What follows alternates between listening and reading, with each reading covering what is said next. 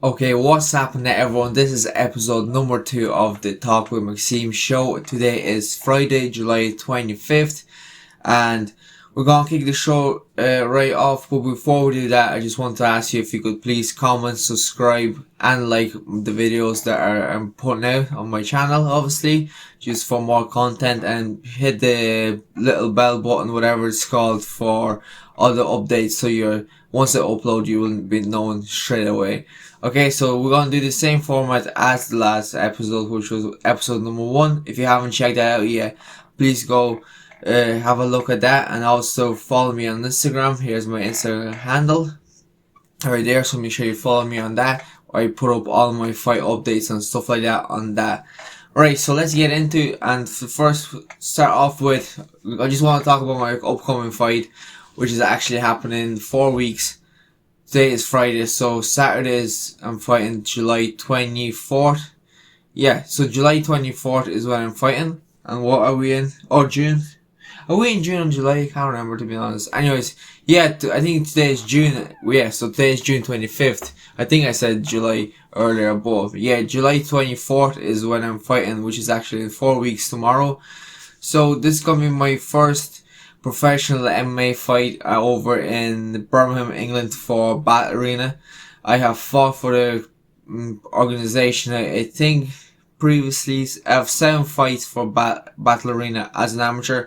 So this is going to be my first pro fight on Battle Arena, and this is actually going to be their first ever full pro series. So all the fights there are going to be all pro fights, no amateur fights on this card, all professional bouts. So if you're looking to watch me fight on July 24th, all you have to do is, if you're living somewhere like, say, England, Ireland, or someone that has Sky, you have your Sky television, Sky box, it is going to be live on Sky. So I think it's channel 465 or something like that, somewhere in there, and it's going to be obviously live on pay-per-view if you don't have the Skybox. So if you want to check that out, but make sure that you go onto the Battle Arena MMA website or their Instagram. I think their handle is Battle Arena MMA, and you can check all the info out.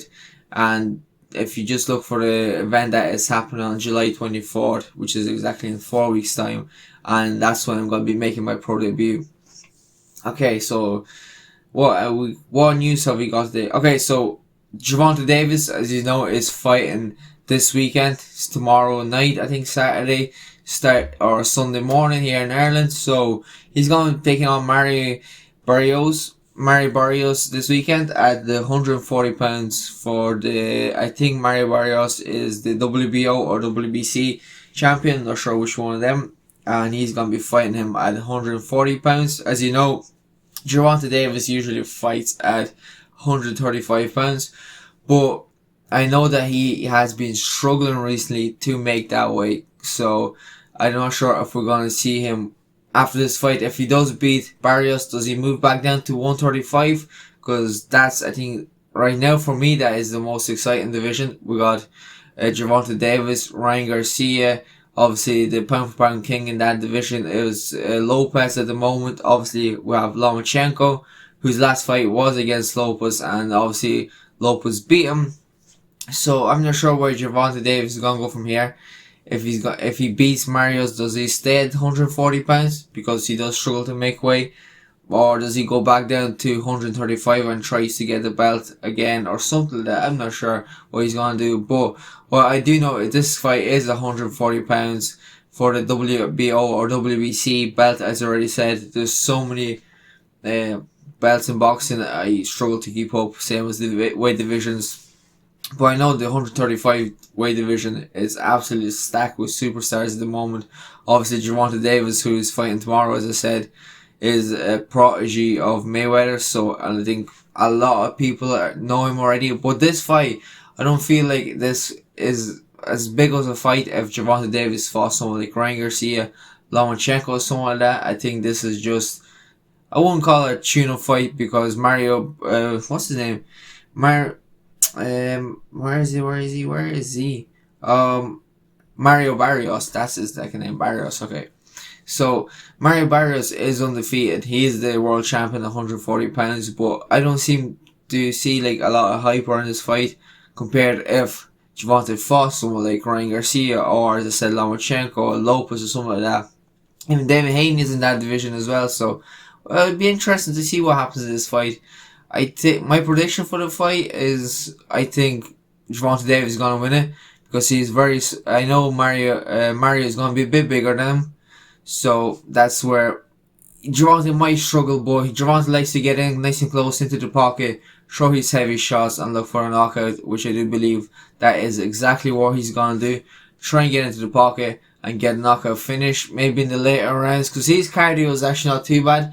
I've only seen like one or two Marius fight before. He's a super talented opponent as well, super hard. So don't be surprised if Mario's beats Gervonta Davis. It won't surprise me at all. Okay, so what else have we got? Oh, as last episode, if you've seen it, we talked about Luis Pena and that he got arrested. So I want to give a quick update on that. So basically, the charges that came out against Luis Pena was for alleged domestic violence incident on June 14th, which is only about 2 weeks ago, I think. Yeah, and apparently what happened was he hit his girlfriend and stole his phone. And I was reading a little bit up on it here right now. So yeah, basically he's only been with his girlfriend for a year, and obviously what it says so far in the articles is that he hit her and just stole her phone. I personally thought, I was just talking about in the last episode, that he was outside in a public place somewhere and maybe someone was trying to take pictures with him and he didn't want that to happen, and that's how the fight or something escalated and he stole a phone or something like that. But no, actually he hit his girlfriend.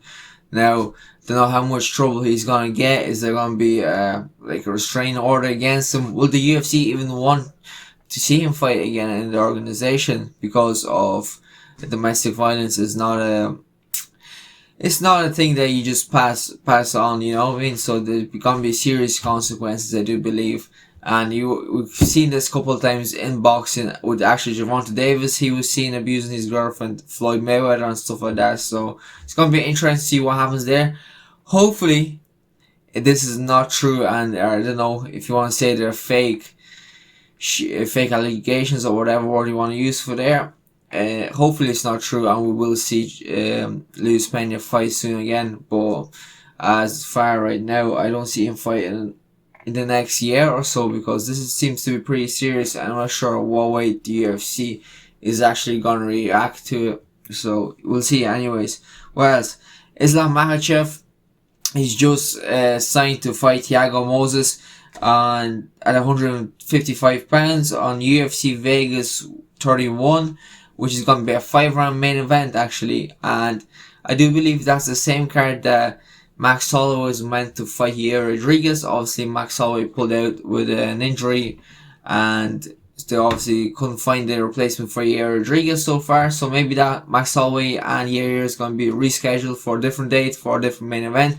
But as of now, we have Islam Makhachev fighting Thiago Moisés at 135 pounds in the 5-round main event. Now, I have the article up here. I'm not sure who Thiago Moisés is. Never seen him fight, so I don't even think he's ranked. So let's read here. Meanwhile, okay, deep end. Okay, he's a former RFA champion, which is actually a big organization. He's from Brazil, and yeah.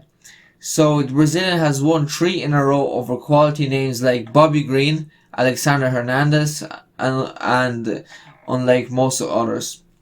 So as you can see there, Alexander Hernandez and Bobby Green are tough opponents and they are tough to beat. So, but I presume you want Thiago Moisés is going to be a serious opposition for Islam Makhachev. But if you're keeping up with the UFC and all the fighters and stuff like that, we do hear a lot about Islam being the next big superstar. Obviously a cousin and a teammate. I think he's Khabib's cousin. I know he's 100% Khabib Nurmagomedov's teammate. So, and there's actually, Khabib actually talks really highly of Islam. So does Javier Mendes, which is Khabib's coach right now. Well, Khabib's obviously retired, so I'm not sure what.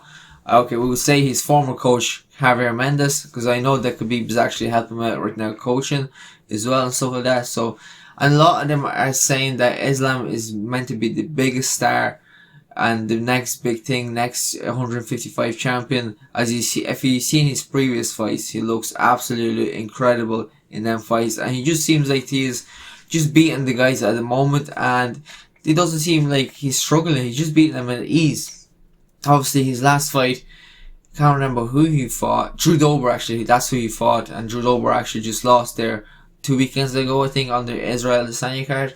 I think that was the card he fought. Yeah, against Brad Riddell. Obviously, Islam beat him as well, and that fight looked very easy for Islam compared how Brad Riddell fought him as well. So Brad Riddell took a more of a stand-up fight, whether it is, and obviously beat Drew Dober. Not handy enough. He did struggle a little bit, but if you've seen Islam Makhachev fight Drew Dober and Brad Riddell, it doesn't seem like they're even. It looks like Brad Riddell is like ranked number 20 opponent, and Islam Makhachev is number 5. That's how good he is at the moment. So he's fighting Thiago Moses, who's actually, I don't think he's ranked at the moment, but I do believe I did hear from Daniel Cormier, who is Islam's training partner or former training partner. I don't know what Daniel Cormier, he's obviously retired, not sure what he's doing, but that apparently Islam is the next big thing as well, as I said already, and that he beats a lot of the guys in the gym,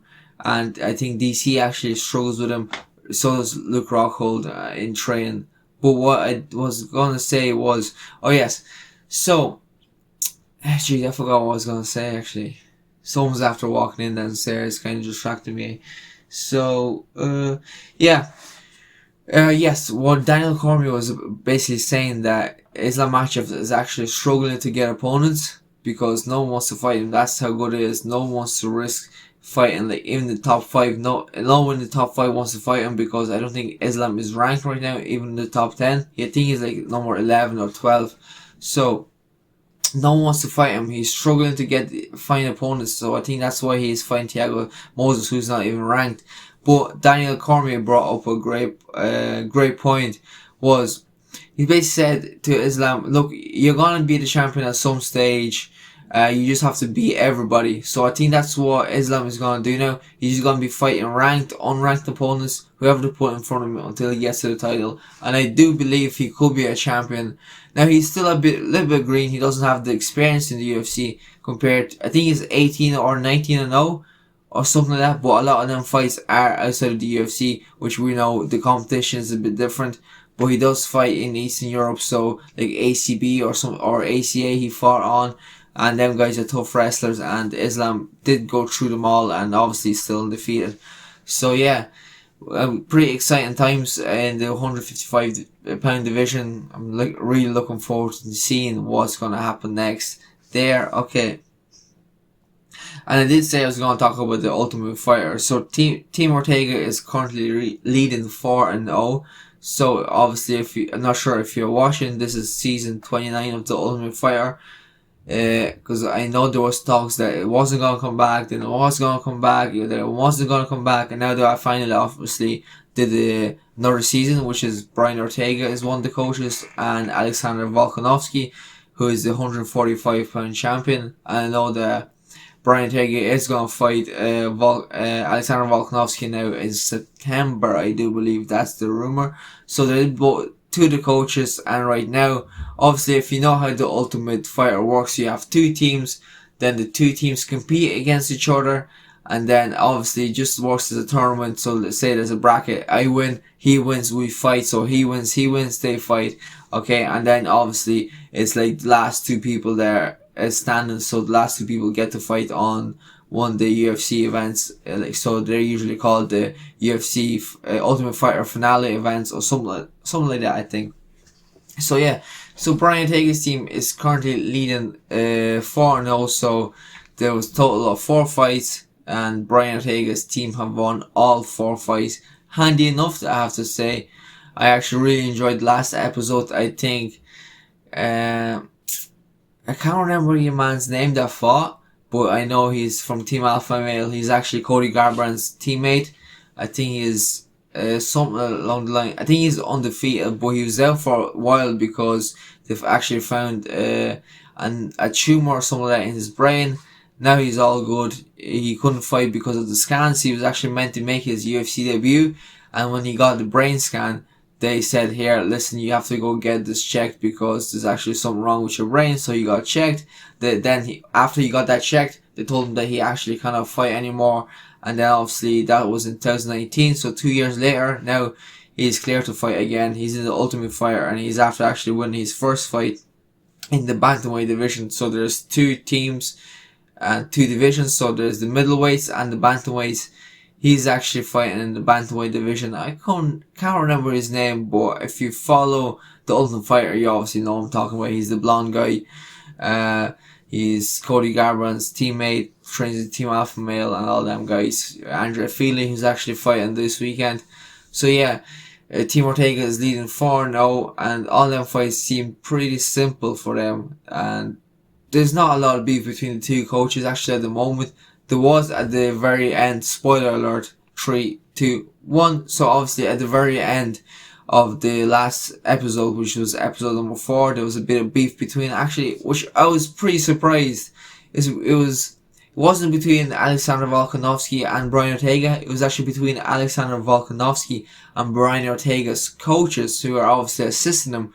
And basically what I got was them coaches were actually talking a little bit of shit to the fighters that they lost, and Alexander Volkanovski got a little bit thick, and he goes, here, you can talk shit about me, but don't talk shit about the fighters, because they're after fighting. Yes, we did lose, move on. So that was a little bit, that's the beef that's happening right now there. Not sure what's going to happen, nothing really serious escalated, but I do understand where Alexander Volkanovski was coming from. The fighters are after losing. Yes, your team is winning 4-0. Don't talk down on the fighters. They're doing their job. Look, they didn't win, but the show's not over yet, so they still might win the whole thing. So yeah, I wasn't a big fan of that. I just want to see. I want to see if there is going to be any beef. I want to see between the contestants in the Ultimate Fighter. So between the two teams, or Brian Ortega and Alexander Volkanovski. I don't really like seeing coaches get involved or something like that, because I don't know, it just doesn't feel right, or because then that takes the attention away from Alexander Volkanovski and Brian Ortega, who's the show is actually based around. So yeah, that's it. And there's another thing I want to talk about, is actually a book that I read, and I'm gonna have it here. It's called The Oxygen Advantage by Patrick McKeown. So I'm just gonna read a quick little thing here that describes the book really quick. So basically it says, so the title of the book is The Oxygen Advantage, the simple, scientifically proven breathing technique for a healthier, slimmer, faster and fitter you. Okay, so and then there's another little bit. A simple yet revolutionary approach to improving your body's oxygen use, increasing your health, weight loss and sports performance. That's why actually one of the reasons I read it, because I was reading some reviews on it, and it does help with your sports performance, and I'll talk about that in a second. And then it says, whether you're a recovering couch potato or an Ironman triathlete champion, with a foreword by New York Times bestseller author Dr. Joseph Mercola. So basically, I'm going to go into what the book is about. So the book is about basically all about breathing, and one of the quotes that is actually stated in the book, which is one of my favorite quotes I actually read so far, and it's 100% true. Basically says, this book is, I'm going to say what this book is about. So this book is all about the oxygen. It's about breathing. So a lot of people obviously are nowadays just breathing through their mouth. There's not a lot of nasal breathing going on, and there's actually, I don't want to spoil the book if someone does want to read it. It's actually a very enjoyable book, and I do recommend it if you're an athlete, especially a fighter or any sort of an athlete. You should read this book, because this book talks about how to breathe properly. So everyone nowadays, if you look around, if you look at your friends, your parents, your brothers, sisters, whoever, look at the way they breathe. A lot of people are breathing just through their mouth at the moment, okay? So this book tells you how to breathe properly. So, and what the proper way to breathe is actually nasal breathing, obviously through your nose. And one of the quotes that states in the book is, I think this is the very start of the book. So it says, noses are for breathing, mouths are for eating. And that really stuck with me, and which is kind of true, because you're not supposed to be breathing through your mouth, but over the last, say, 100 to 200 years were more of mouth breathers now than nasal breathers, which is actually not what you're supposed to be doing, because obviously your nose is designed to breathe. There's obviously, I'm not gonna go into too much into the book, but basically or anatomy of your body. Basically, your nose is like a filter as well. As you breathe in, it filters the air and everything, so it cleans the air perfectly off the dust and everything. So you're breathing in fresh air. Whether you're, I don't know if you, do you ever notice that if you're in somewhere, say you're doing something that's very dusty, and you're constantly breathing through your nose, and you find your nose is blocked. So that mucus that blocks your nose, obviously dirt, whatever you can find that you're breathing in, and it obviously blocks your nose. That's what your nose is actually designed to do. The little hairs that are in your nose are designed to do that. But a lot of people now are breathing through their mouth. So imagine you're breathing through your mouth, but everything that gets stuck in your nose when you're actually breathing through your nose doesn't get stuck in your mouth. It goes straight into your lungs, which actually does a lot of damage to your lungs and stuff like that. And basically what I'm getting at is you should definitely be breathing through your nose, and there's different exercises actually that in the book that I have been doing, and that have improved my cardiovascular system actually a lot. I find it when I'm training, when I'm sparring, I'm constantly breathing through my nose. It brings you, sorry about that, it helps you relax and stuff like that, and you're more focused when you're breathing through your nose. And trust me, if you read this book, which I do recommend if you're an athlete, and you actually follow the exercise that you're supposed to do to improve your nasal breathing, I'll give you an example. So one of the things you do is you can do it while you're jogging, walking, or something like that. So one of the exercises that I'm currently actually doing, I'm doing this about three or two times a week, and I've seen a lot of improvements now in my cardio, especially by doing basically what you do. You start walking, you're taking a deep breath in through your nose, deep breath out through your nose as well. You're holding your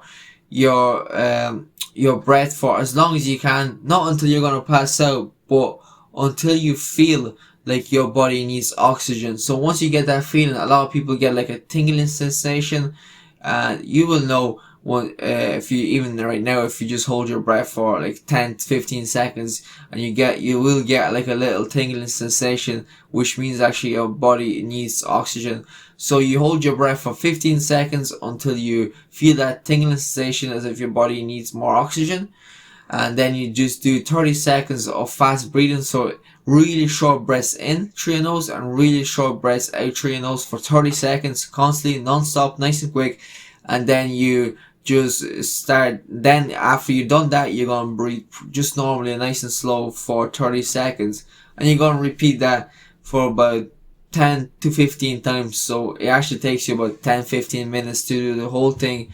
But trust me, if you read this book and you follow the exact steps that the book says to improve your cardiovascular,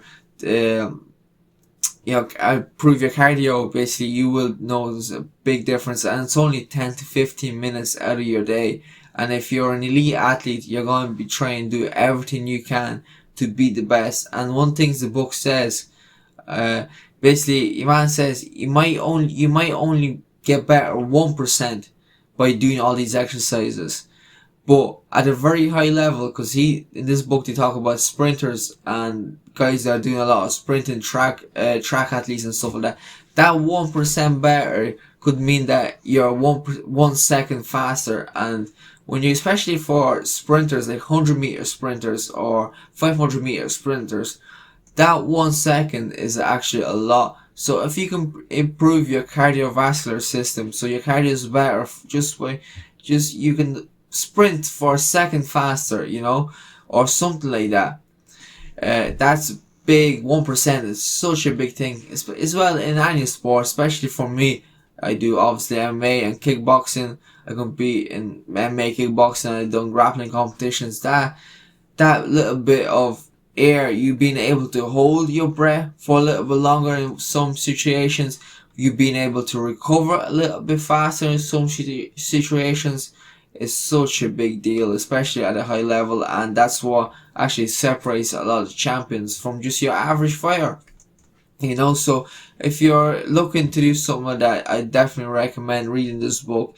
And as I already said, any athlete should be reading this book and obviously doing whatever the book says. Okay, you have to do this, say 3 times a week, and it might take you 20 minutes to do. Just make sure you're doing it, because obviously if you want to be the best, you're going to do everything you can to be the best. So basically that's it. That's about this book, and that's it for this episode. So I really hope you enjoyed it. Obviously, as I said at the beginning of the video, follow, like, subscribe to the channel, like the videos, make sure you're dropping comments. So if you want to comment down below, I might do a segment of where I'm going to be reading comments and answering questions. So if you want to ask me anything, make sure you're commenting down below and ask me, and maybe in the next episodes, if I get enough comments in this episode, I'm gonna read out some comments and answer the questions in the next one. If not, I'll do the next until some comments build up,